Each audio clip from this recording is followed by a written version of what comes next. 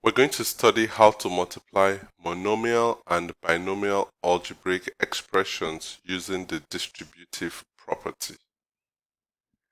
To do this, we're going to understand what monomial and binomial expressions are, and then we're going to examine the steps we use to multiply them using distributive property method, and then we're going to walk through some examples using those steps.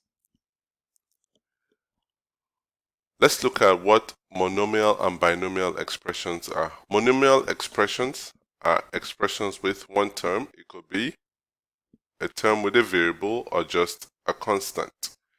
While a binomial expression has two terms, so here you can have a variable and a constant in the expression, or you can have two variables in the expression. But notice here that when you have two variables, the variables are different.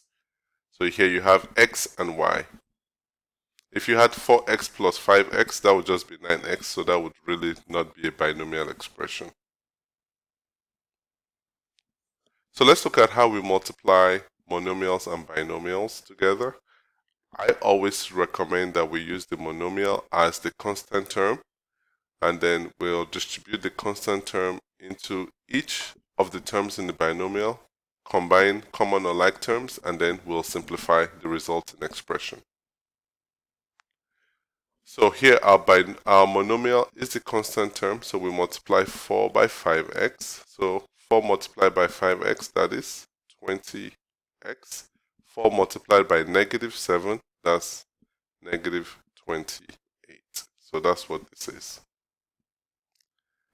So our monomial term is 12x. So 12x multiplied by x is 12x squared. 12x multiplied by negative 1 minus 12x. So our monomial is 6. 6 multiplied by 2x, we have 12x. 6 multiplied by minus 3y, we have minus 18y.